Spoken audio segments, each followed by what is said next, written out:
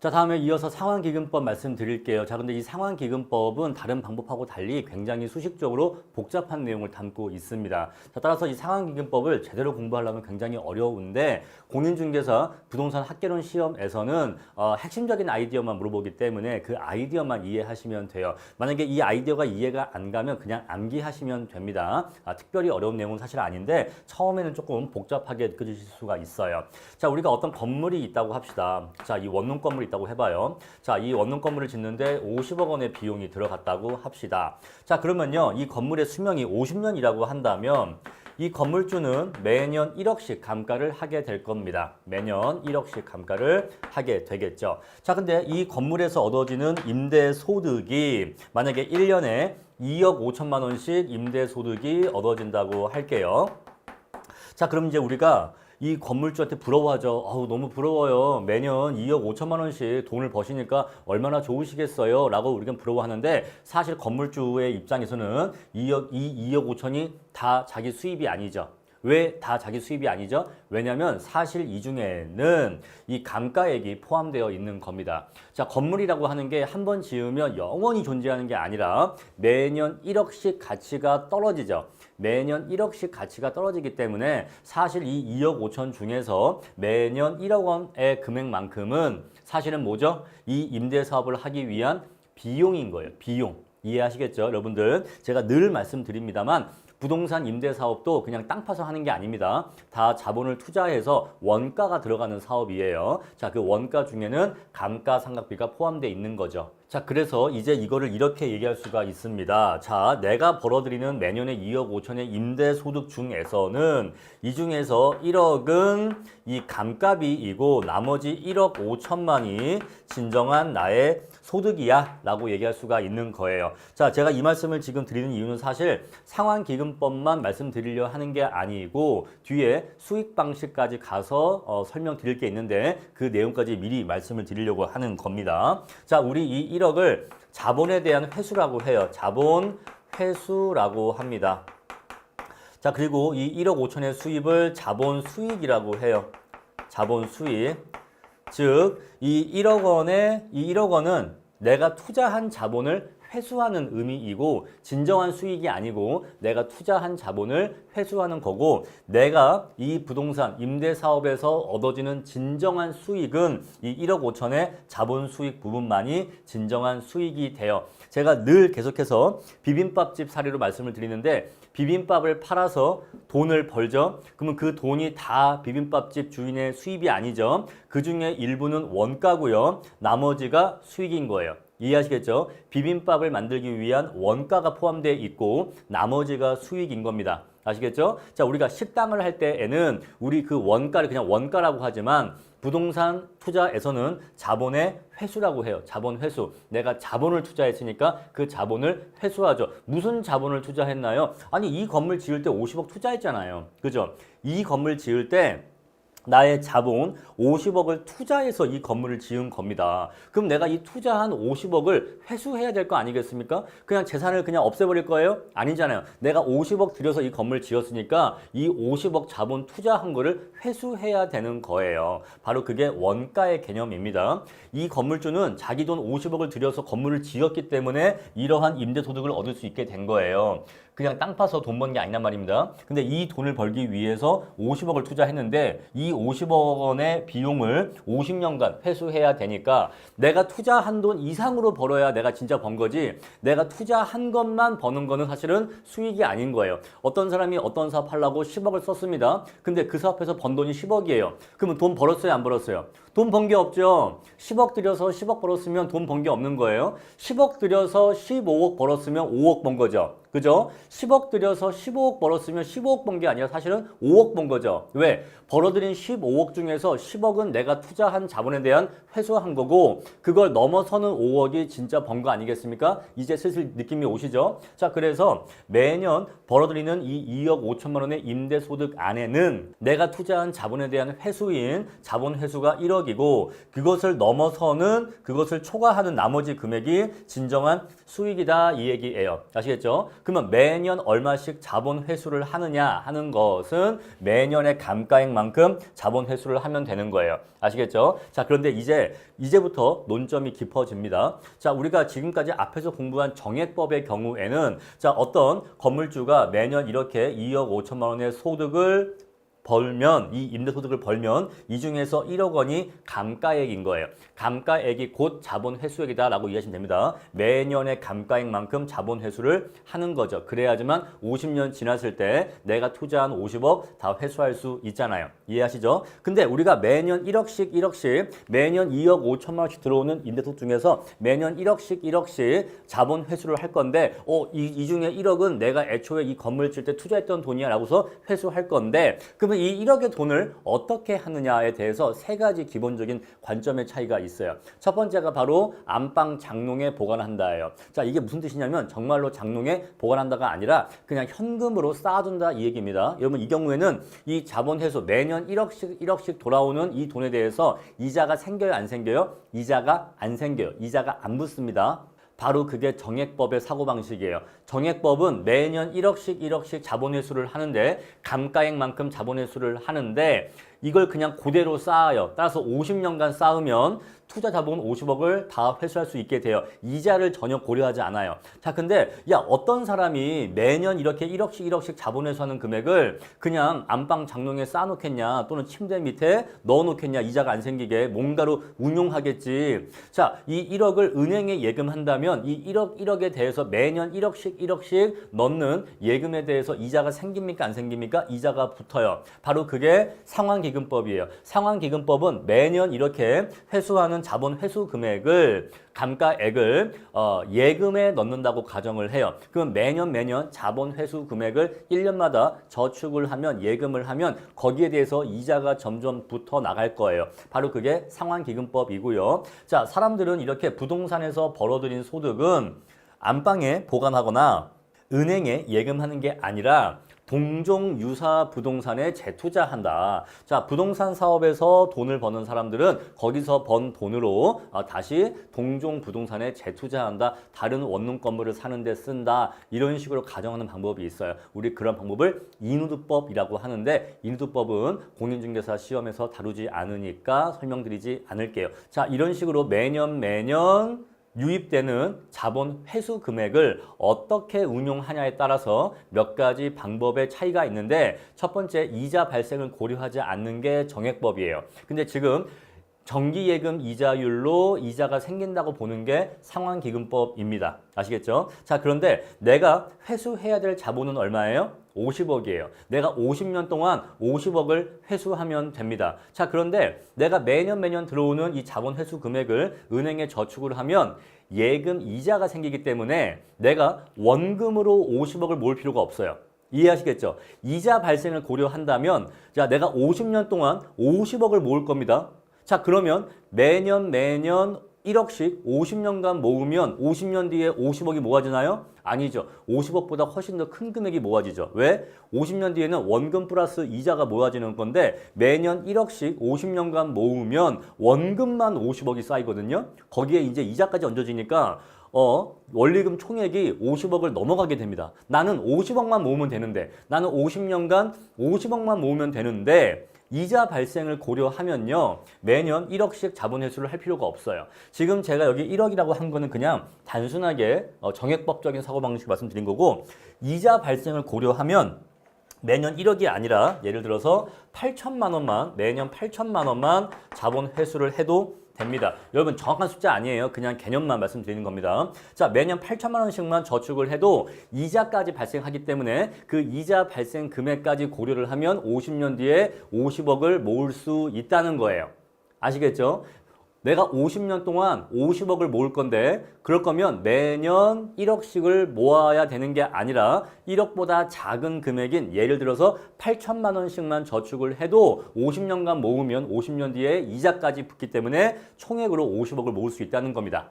개념 이해하시겠죠? 자, 정리하면 결국 이 말씀을 드리고 싶은 거예요. 상환기금법은 건물주의 입장에서 매년 벌어들이는 임대소득 중에서 그중에 자본 회수분을 은행에 저축을 할 텐데 은행에 저축을 하면 은행 예금 이자가 붙는다는 거죠. 따라서 이 이자 금액만큼은 자본 회수를 덜 해도 된다는 겁니다.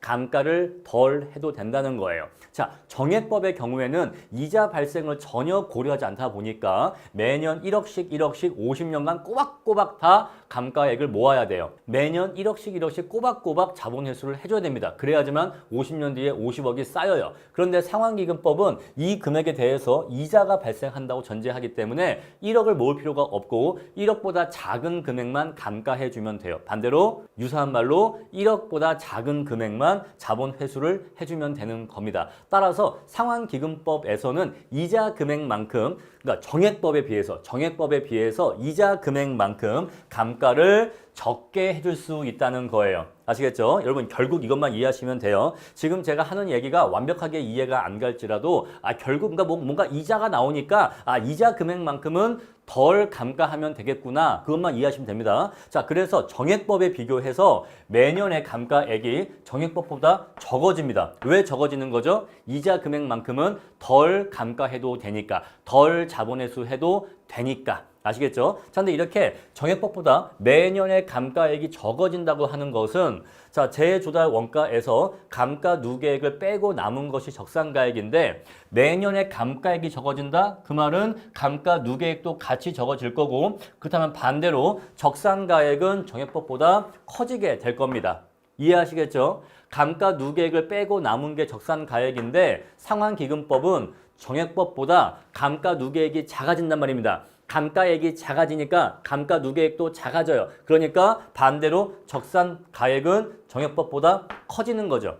이해하시겠죠? 근데 이러한 일이 왜 발생한다? 바로 이자 발생을 고려하기 때문이에요. 매년의 감가액에 대해서 이자 발생을 고려하기 때문에 그 이자 발생 금액만큼 감가를 덜 해도 되고 덜 해도 되니까 반대로 적산가액은 그만큼 커지게 되는 겁니다. 일단 이것만 이해하시면 되고요. 다시 이제 본론 들어가죠. 자, 상환기금법이란 매년의 감가액을 다른 말로 뭐라고 했죠? 자본 회수액을 축적 이율로 안전율이라고 하죠. 안전율은 예금 이자율을 떠올리시면 돼요. 예금 이자율. 은행에 예금하는 게 제일 안전하죠. 자, 이것을 안전율이라고도 하고 축적 이율이라고도 합니다. 자, 여기에 재투자하는 것을 전제로 이 말은요. 재투자, 예금을 한다는 얘기예요. 따라서 예금을 하면 예금이자 생긴다 안 생긴다? 생긴다. 따라서 예금이자의 발생을 전제로 한다는 겁니다. 자, 그래서 이자까지 고려해서 내용연수 만료 시에 그 원리금 합계액과 50년간 저축한 금액, 50년간 저축한 원리금 합계액과 결국 감가를 해야 되는 감가 누계액 총액이 같아지도록 감가하는 방법입니다. 매년 일정한 금액을 감가하는 방법이에요. 자, 두 가지 포인트 말씀드릴게요. 상환기금법은 매년 일정한 금액을 감가한다. 이러한 점에서는 정액법과 유사하다. 둘 다 매년 일정한 금액을 감가한다. 그런데 그 매년 일정한 금액이 상환기금법이 정액법보다 더 작다. 왜냐하면 이자 발생까지 고려하기 때문이다. 반대로 이러하기 때문에 반대로 적산가액은 정액법보다 크게 나온다라는 거. 이 두 가지만 기억하시면 됩니다. 자, 한 가지만 더 암기사항 부탁드릴게요. 이러한 상환기금법은 광산평가에 적합한 방법으로 알려져 있습니다. 자, 이 정도만 하고 넘어가겠습니다. 자, 다음으로 관찰감가법이 있는데 사실 이 관찰감가법은 감정평가사의 입장에서 여러분들한테 감정평가사들이 관찰감가법이란 걸 사용합니다라고 말씀드리기에 조금 민망한 부분이 있어요. 자, 왜냐하면 관찰감가법은 그 체계적인 방법으로 감가를 하는 게 아니라 감정평가사의 오랜 경험과 전문 지식에 근거해서 전체적으로 그냥 감가액을 구하는 방법 방법이에요. 자, 하나하나 세밀하게 어떤 감가의 근거를 제공하는 게 아니라 자, 내가 오랫동안 감정 평가를 해오다 보니까 감이라는 게 생겼는데 그 감에 딱 비추어 보면 아, 이 건물은 한 이 정도 감가된 것 같은데라고 해서 전체적이고 그리고 경험적으로 감가액을 구하는 방법이에요. 따라서 관찰 감가법은 어떤 수식이 있는 게 아니고 감정평가사의 오랜 경험에 비추어서 감가액을 결정하는 방법입니다. 그러니까 이걸 굉장히 낮게 폄하하면 그냥 순전히 감에 의한 감가라고 얘기할 수가 있고요. 이걸 조금 좋게 포장하면 오랜 경험과 전문 지식에 비추어서 감가액을 구하는 방법이다 라고 말씀드릴 수가 있어요. 자, 하나씩 보시면요. 평가 주체의 지식과 경험을 근거로 해서 대상 부동산의 감가액을 직접 산출하는 방법인데 자, 부동산의 개별적인 상태를 세밀하게 고려해서 감가액을 구할 수 있다라고 교과서에 표현은 되어 있는데 이 세밀하게 고려한다고 하는 것이 수리적으로 정교하게 계산을 통해서 감가액을 구한다는 그런 의미는 아니고 그냥 부동산의 상태를 감정평가사가 높은 전문성으로 잘 관찰을 한다면 구석구석 잘 볼 수 있지 않겠나 그 정도 의미로만 이해해 주시면 될 것 같아요. 자, 이 방법은 그런데 주관 개입 가능성이 높고 눈에 보이지 않는 하자를 놓치기 쉽습니다. 감정평가사가 슈퍼맨이 아니니까 건물 속에 건물에 드러나지 않는 건물 구조 속에 숨어있는 노후 요인은 발견하기가 어렵겠죠. 따라서 눈에 보이지 않는 하자는 놓치기 쉽다. 따라서 이 방법은 굉장히 비판받을 수 있는 방법이에요. 왜냐하면 너무나 주관적이고 너무나 감정평가사의 어떤 주관적인 경험 이런 것들에 비추어서 감가액을 결정하는 방법이다 보니까 합리적이거나 이성적인 방법이라고 말할 수는 없습니다. 자, 다음으로 분해법인데 분해법은 관찰 감가법과 거의 정반대의 방법이라고 이해하시면 돼요. 관찰 감가법은 부동산을 통으로 해서 전체적으로 감가액 얼마라고 구하는 건데 분해법은 감가 요인을 굉장히 세분화하고 각각 세분화된 감가 요인마다 굉장히 정교한 계산을 통해서 감가액을 도출하는 방법입니다. 자, 물리적, 기능적, 경제적 감가액을 각각 구합니다. 감가 요인을 요 세 가지로 구분한 다음에 각각의 감가액을 수리적으로 구해서 그것들을 다 더해서 전체 감가 누계액을 구하는 방법이에요. 자, 각각의 감가 요인마다 감가액을 판단할 때는 각각의 감가 요인이 회복 가능한 감가인지 회복 불가능한 감가인지를 구분해서 이것에 따라서 계산을 합니다. 자, 회복 가능하냐, 회복 가능하지 않냐 하는 이 판단 기준은 자, 치유 비용과 가치 상승의 상대적 크기에 의해서 결정하게 됩니다. 만약에 치유 비용이 100인데 100의 비용을 들여서 가치가 120이 상승한다면 100보다 더 크게 상승한다면 그러한 하자는 치유하는 것이 옳겠죠. 우리 그러한 하자는 치유 가능한 하자라고 합니다. 근데 만약에 반대의 경우에는 쓴 돈만큼도 가치가 상승하지 않으니까 그러한 부분은 그러한 하자는 수리하지 않겠죠. 우리 그러한 하자를 치유 불가능한 하자라고 합니다. 따라서 분해법에서 얘기하는 회복 가능하다 또는 치유 가능하다라는 것의 의미는 수리비용 이상으로 건물의 가치가 그 이상 상승하는가 여부로 따진다라는 걸 기억해 주시고요. 자, 그런데 세 가지 감가 중에서 경제적 감가는 항상 치유 불가능하다. 얼마의 비용을 들인다고 해도 항상 치유 불가능하다고 봅니다. 자, 왜냐하면 경제적 감가는 본건 부동산 자체의 문제가 아니라 그를 둘러싼 주변 환경의 문제이기 때문에 주변 환경은 내가 어떻게 할 수가 없는 거죠. 따라서 경제적 감가는 항상 치유 불가능으로 본다라는 것까지 기억해 주시면 되겠습니다. 자, 감자법은 앞에서 말씀드렸으니까 넘어가겠습니다. 자, 워크북 풀어 보겠습니다. 1번 문제, 원가법은 대상 물건의 재조달 원가의 감가 수정을 하는 방법을 말한다. 자, 감가 수정이란 대상 물건의 재조달 원가를 감액해야 할 요인이 있는 경우에 물기경 등을 고려해서 그에 해당하는 금액을 재조달 원가에서 가산하는 게 아니고 공제하죠. 빼는 거죠. 공제해서 평가 시점에 있어서 대상 물건의 가액을 적정한 작업인데 여기서 또 놓치기 쉬운 함정이 있습니다. 평가 시점이 아니고 뭐라고요? 기준 시점에 있어서 대상 물건의 가격을 구하는 작업이다 라고 두 가지 속임수 체크하셔야 됩니다. 자, 3번입니다. 재조달 원가는 신축 시점에 건축물을 신축하는데 소요되는 투하 비용을 말한다. 자, 항상 시점이 잘 나오는데 신축 시점 아니고 기준 시점입니다. 항상 기준 시점. 재조달 원가는 무엇과 무엇의 합으로 이루어진다. 자, 표준적인 건설비와 통상의 부대 비용.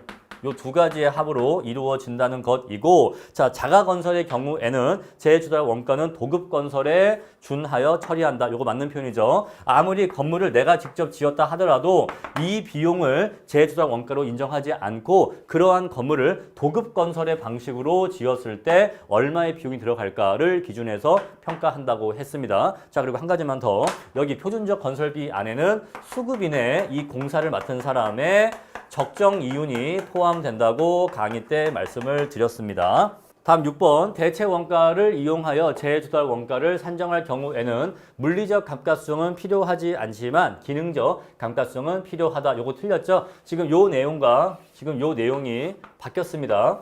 자, 대체 원가는 동일한 효용을 전제하기 때문에 기능적 감가를 할 필요가 없다라는 거예요. 아시겠죠? 기능적 감가를 할 필요가 없다. 하지만 물리적 감가는 해야 된다는 것입니다. 자, 7번. 재조달 원가를 구성하는 표준적 건설비에는 수급인의 적정 이윤이 포함되기 때문에 7번은 틀렸죠. 자, 8번입니다. 복제 원가는 동일한 효용을 가진 건축물을 신축하는데 소요되는 비용이다. 복제 원가는 물리적 동일성을 전제하기 때문에 동일한 효용 아닙니다. 동일한 물적 상태를 전제로 해요. 자, 동일한 효용을 전제로 하는 비용은 대체 원가 또는 대치 원가가 됩니다. 자, 9번. 건물에 기능적 하자가 있는 경우에는 복제 원가가 대치 원가보다 크다라고 말씀을 드렸습니다. 자, 어떤 건물이 있는데 요 부분이 100이고 자, 20이라는 부분이 있는데 이 20의 효용은 0이라고 할게요. 아무짝에 쓸모가 없어요. 자, 그랬을 때 이 건물을 복제 원가로 구하는 경우와 대치 원가로 구하는 경우를 비교하면 복제 원가는 자, 똑같이 이렇게 복제하는 걸 전제하지만 대치 원가는 요거는 효용이 없으니까 얘는 고려하지 않기 때문에 복제 원가가 더 크게 나온다고 말씀을 드렸습니다. 자, 그래서 9번은 복제 원가가 더 크다라는 것이고요. 자, 10번입니다. 복제 원가는 실무상 우수하고 대치 원가는 이론상 우수하다고 말씀드렸고 11번 지어진 지 오래된 한옥을 평가할 때는 물리적 동일성을 전제하기가 어렵기 때문에 동일한 효용을 가진 대치 원가가 더 적합하다고 했습니다. 따라서 신축 건물의 경우에는 복제 원가가 더 적합하고 오래된 건물의 경우에는 대치 원가가 더 적합하다고 했어요. 12번입니다. 경제적 감가 요인에는 인근 지역의 쇠퇴, 설계 불량, 설비의 부족 등이 있다. 자, 요것만 경제적 감가가 맞고 나머지 이거하고 이거는 기능적 감가 요인이다 보니까 내용이 틀렸습니다. 자, 13번. 동일한 내용 연수의 부동산이라도 건축 방법, 관리 및 유지 상태 등에 따라서 감가의 정도가 달라진다. 그렇죠. 자, 동일한 시기에 동일한 방법, 동일한 자재로 쌍둥이 건물을 지었다고 해도 관리를 잘 해주냐, 그렇지 않냐에 따라서 건물의 감가의 정도는 달라질 수가 있습니다. 관리를 잘 해주면 건물의 노후도가 완화될 수가 있어요. 따라서 이거 맞는 표현이고 우리 이런 것을 감가의 개별성이라고 합니다. 감가의 개별성. 감가라고 하는 것도 이리적으로 발생하는 게 아니라 얼마나 건물 관리를 잘 해주냐에 따라서 감가의 정도가 심할 수도 있고 그렇지 않을 수도 있다라는 내용입니다. 자, 14번입니다. 감가 수정은 땡땡 연수를 기준한다. 경제적 내용 연수를 기준합니다. 자, 15번 감정평가의 감가 수정은 취득 원가에 대한 비용 배분의 개념이고 회계 목적의 감가 상각은 적정가치 산정 개념이다. 서로 말이 앞뒤가 바뀌었죠. 넘어가겠습니다. 자, 16번 감가 수정은 이러이러한 것을 고려해서 감가 수정에 공제해서 기준 시점 현재 대상 물건의 기간 손익의 배분을 산정하기 위한 것은 감가 상각이고요. 현재 가치의 현재의 적정한 가치를 구하기 위한 것이 바로 감가 수정이니까 이 부분이 틀렸습니다. 바로 이 부분이 회계 목적의 감가 상각에 대한 설명이에요. 17번 회계 목적의 감가 상각은 취득 가격을 기준으로 합니다. 맞고요. 감정평가는요. 재조달 원가 기준한다. 이거 맞는 표현입니다. 18번 회계 목적의 감가 상각은 관찰 감가 인정하지 않습니다. 요거 틀렸고요. 감정평가의 감가 수정은 인정하기 때문에 요거 틀렸죠. 자, 19번입니다. 감가상각은 대상 부동산이 멸실된 후에도 계속해서 감가상각이 이루어집니다. 요거 맞는 표현이죠. 감가수정은 그렇지 않은데 감가상각은 현존 건물이 멸실된다 하더라도 일단 내가 그 건물을 취득하는데 돈 들어갔고 그 취득 원가를 비용으로서 처리하기 때문에 그 비용 처리는 매년 이루어지게 됩니다. 자, 20번 인근 지역이 쇠퇴하여서 대상 부동산의 가치가 하락하는 경우에는 경제적인 측면에서 감가상각이 이루어진다. 맞는 표현이에요. 자, 21번 정률법은 매년 감가율이 상이하여? 아니죠. 매년 감가액이 상이하죠. 자, 율은 일정합니다. 자, 계산이 복잡하다. 요건 맞는 표현이에요. 계산은 복잡합니다. 정액법에 비해서는 복잡하죠. 22번 정률법에서는 매년의 감가액은 첫 해가 제일 크다. 그렇습니다. 첫 해가 제일 크고요. 해가 갈수록 점차 줄어든다. 그렇죠. 남아있는 금액에 대해서 또 감가하고 남아있는 금액에 또 감가하니까 점차 잔존 가치가 작아지는데 작아지는 잔존 가치에 대해서 감가율을 적용하니까 전차 매년의 감가액이 작아지게 돼요. 자, 23번 정률법에 의한 연간 감가액은 일정하지만 틀렸죠? 자, 감가율이 일정한 겁니다. 정액법에 의한 연간 감가액은 체감한다. 틀렸죠? 말이 지금 서로 앞뒤가 바뀌고 있어요. 정액법과 정률법이 내용이 바뀌고 있습니다. 24번 관찰감가법은 감정평가사가 직접 관찰하여 감가액을 판정함으로 객관적이다. 틀렸어요. 주관적입니다. 다음 25번입니다. 감가 요인을 물기경으로 세분하고 치유 가능 불능으로 구해서 합계액 구하는 방법은요. 분해법이기 때문에 이게 틀렸네요. 관찰감가법 아니고 분해법입니다.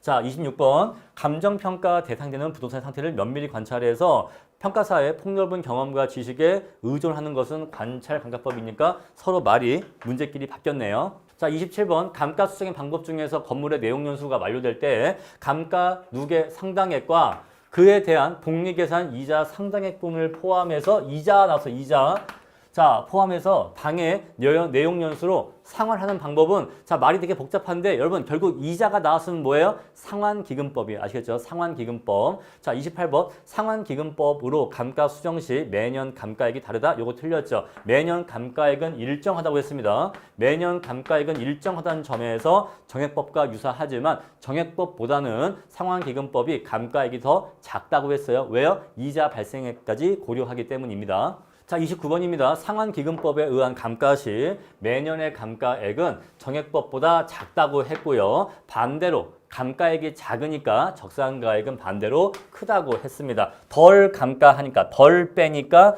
적산가는 더 커지겠죠. 30번 어떤 기능적 감가 요인을 치유하는 비용보다 치유로 인한 가치 상승이 더 크다면 이러한 감가는 치유 가능입니다. 치유하는 비용이 100인데 그로 인한 가치 상승이 120이라면 당연히 이러한 하자는 치유를 해야겠죠. 자, 31번입니다. 어떤 건물의 재조달 원가는 1억 원이라고 한다. 잔존 가치는 2천만 원이니까 감가 총액은 8천만 원이 되겠죠. 감가가 되어야 할 총액은 8천만 원입니다. 자, 내용 연수는 40년이다 라고 한다면 자, 8천만 원을 40년으로 나눠야 되니까 매년 200만 원씩 감가하면 되겠네요. 자, 4년 동안 감가가 이루어지면 곱하기 4니까 800만 원의 감가 누계액이 될 것이고 4년 뒤에 적산가액은 1억 원에서 800을 빼면 9,200만 원이 적산가액이 될 것입니다. 자, 32번 다음 건물의 제곱미터당 재조달 원가가 얼마냐라고 나와 있어요. 자, 20년 전에 준공된 5층 건물인데 이렇게 나와 있죠.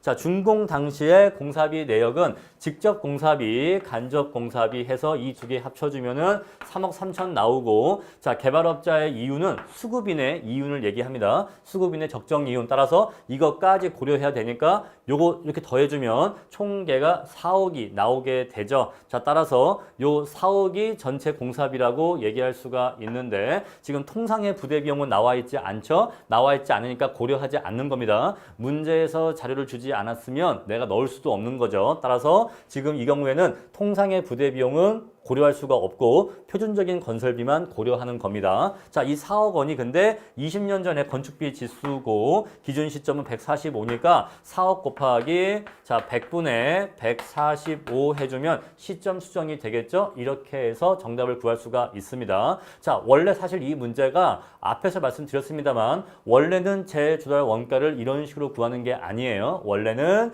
이 과거에 20년 전에 들어갔던 공사비, 20년 전 들어간 공사비를 구한 다음에 여기에다가 이렇게 20년치 시점 수정을 해서 재조달 원가를 구하는 게 사실은 이론적으로 적합한 방법이 아닙니다. 아닌데 그냥 수업 목적으로 여러분들에게 계산 문제를 내기 위해서 요거 시점 수정까지 한번 물어보기 위해서 문제를 이렇게 낸 것뿐이지 원래는 이렇게 구하는 게 이론적으로 타당한 방법은 아니에요. 그 말씀 덧붙이고 이 원가 방식 강의 마치겠습니다.